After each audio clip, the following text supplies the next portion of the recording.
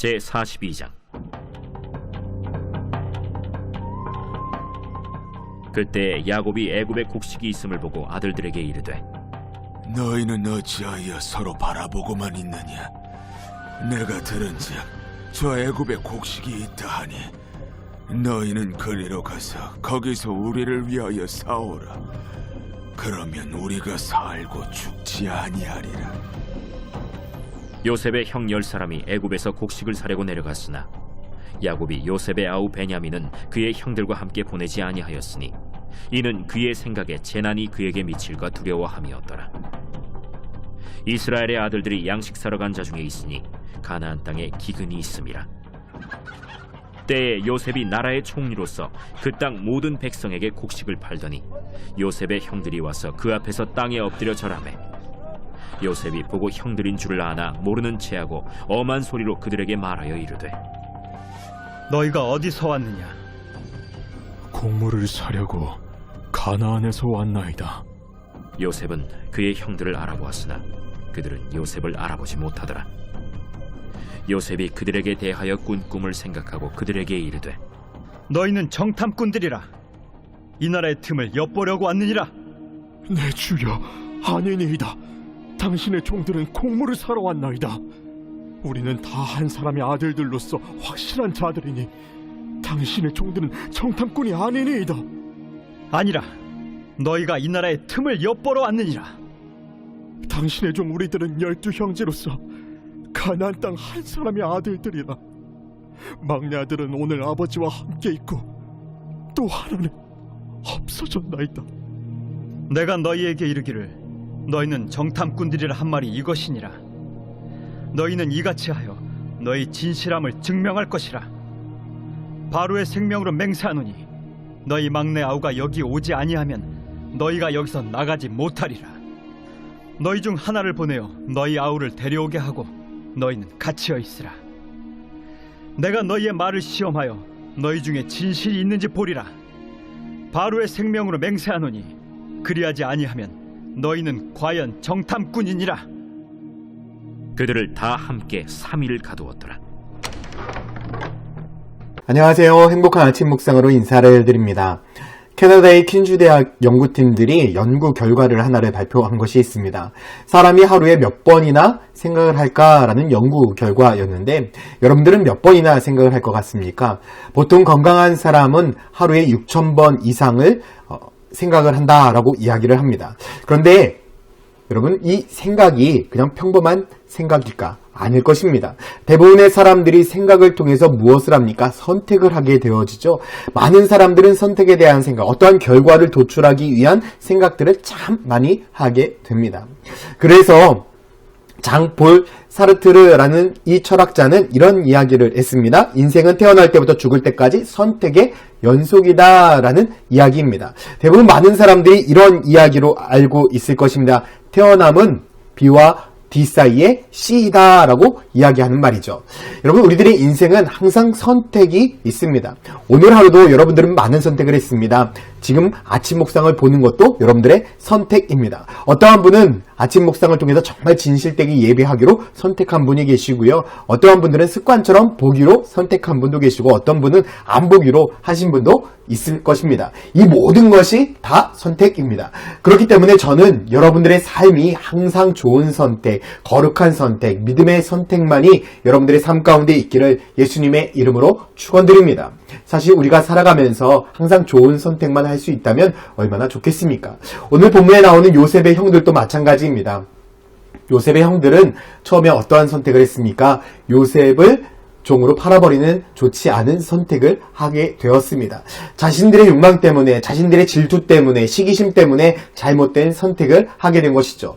우리는 이 형제들처럼 잘못된 선택을 할 때가 참 많이 있습니다. 그런데 하나님의 섭리는 참 놀라운 것 같습니다. 오랜 시간이 흘러서 요셉은 애굽의 국무총리가 되었고요. 이 요셉의 꿈의 해석대로 온 세상은 심한 기근에 시달리게 되었습니다. 가나안 땅도 마찬가지였습니다. 그래서 야곱은 형제들에게 애굽에 가서 곡식을 구해오라고 이야기하죠. 창세기 42장 6절 말씀에 때에 요셉이 나라의 총리로 그 땅 모든 백성에게 곡식을 팔더니 요셉의 형들이 와서 그 앞에 땅에 엎드려 절했다라고 말씀을 하고 있습니다. 여러분 놀라운 말씀이죠. 저는 이 말씀을 읽으면서 소름이 돋았습니다.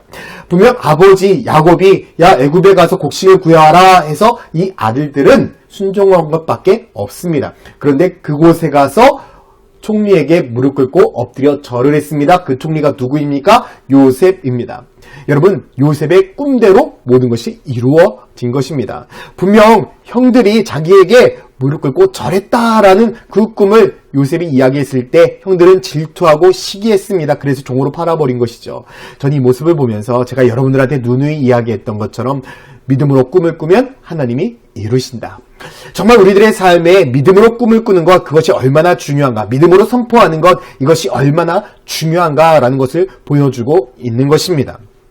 이제 모든 것이 꿈대로 되었습니다. 여러분, 요셉에게는 아주 중요한 선택의 순간이 남아 있었습니다.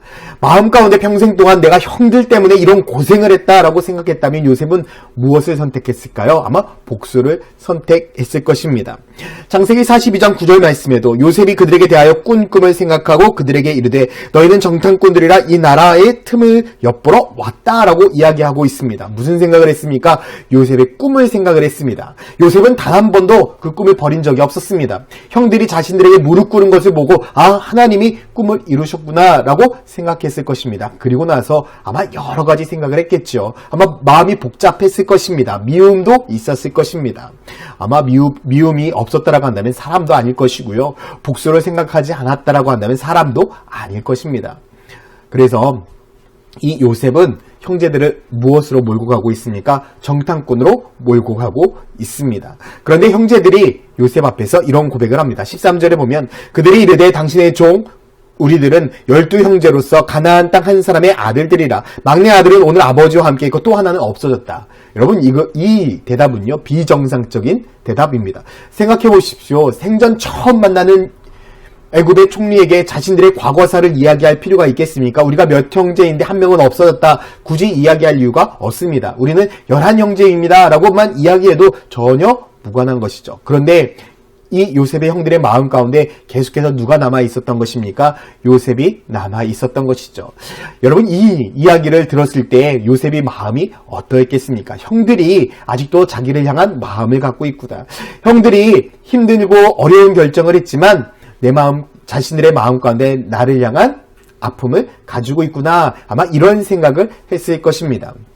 그래서 요셉은 형들에게 복수를 선택한 것이 아니라 형들에게 은혜를 베풀 것을 선택하였습니다. 우리는 삶을 살아갈 때에 참 많은 선택을 하게 됩니다. 좋은 선택을 할 수도 있고요. 나쁜 선택을 할 수도 있습니다. 오늘 살아가는 여러분들의 삶 또한 마찬가지입니다. 여러분들은 무엇을 선택하며 살아가십니까? 저는 설교하면서 참 선택에 대한 이야기들을 많이 한 것 같습니다. 전 여러분들이 좋은 선택을 하기를 소망합니다. 또한 좋은 만남을 택하기를 바랍니다. 여러분들의 그 선택이 여러분들의 삶을 지혜롭게 은혜롭게 만들어가기 때문입니다. 하나님께서는 우리들의 삶 가운데 속에서 가장 좋은 선택을 해주시는 분입니다. 여러분 누가복음 11장 13절에도 너희가 악할지라도 좋은 것을 자식에게 줄 줄 알거든 하물며 너희 하늘 아버지께서 구하는 자에게 성령을 주시지 않겠느냐. 하나님은 우리의 아버지이십니다. 그렇기 때문에 우리가 좋은 선택을 할 때에 하나님께서 항상 우리들에게 좋은 것을 주십니다.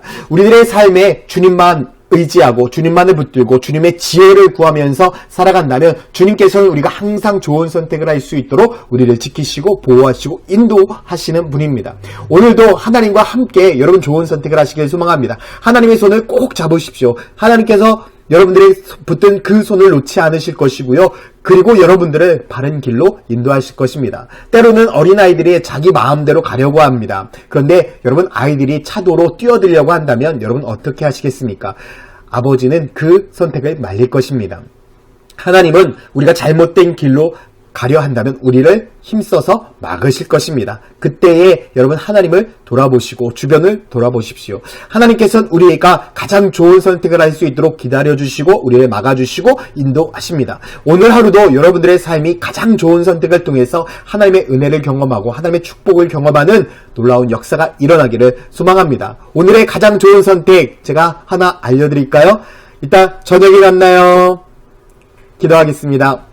사랑과 은혜의 아버지 하나님, 오늘 하루도 주 예수 그리스도의 은혜 안에 살아가게 하여 주시고 우리가 주님 앞에 기도하며 살아갈 수 있는 믿음의 선택을 할 수 있도록 주님께 축복하셔서 우리 모든 성도들이 하나님 나라와 영광을 위하여 살아가는 축복된 삶을 누리게 하여 주시옵소서. 오늘도 믿음의 선택, 축복의 선택을 하는 우리 천안침례교회 성도들 되기를 소망합니다. 감사드리며 예수 그리스도의 이름으로 기도드렸습니다. 아멘.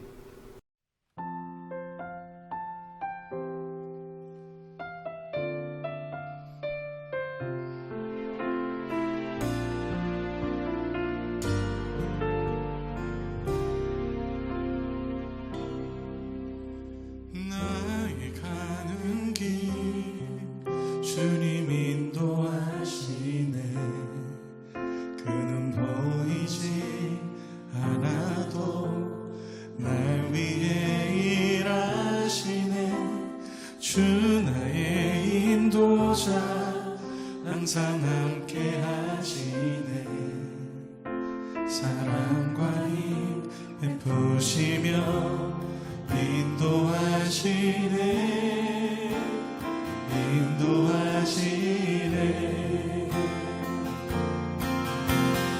나의 가는 길 주님 인도하시네.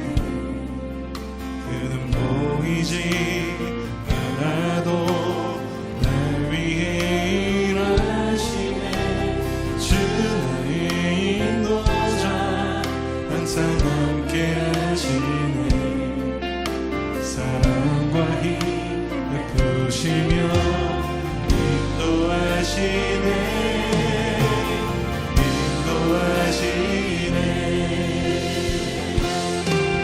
광야의 길을 만드시고 날 인도해.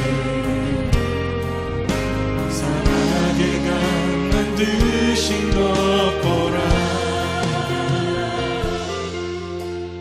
하늘과 땅 변해도 주의 말씀 영원히 내 삶 속에 새 일을 행하리. 나의 가는 길 주님 인도하시네. 그는 보이지 않아도 나 위해 일하시네.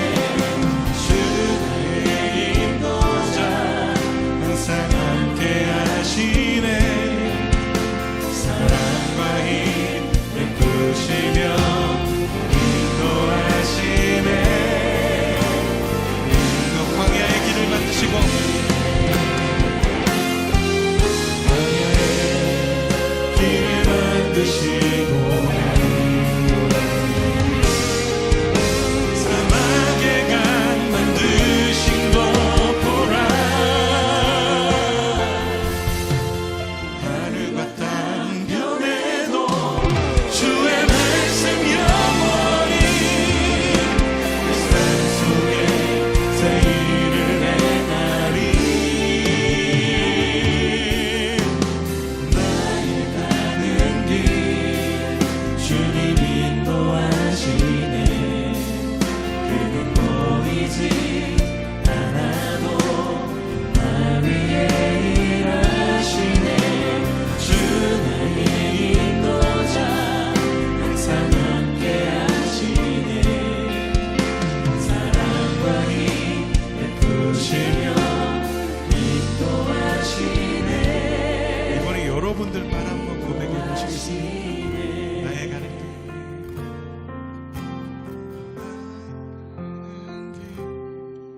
주님 인도하시네.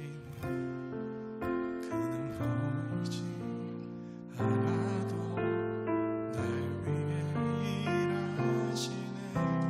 주 나의 인도자 항상 함께 하시네. 사랑과 힘 베푸시며 인도하시네.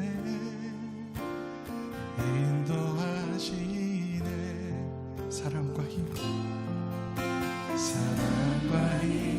베푸시며 인도하시네.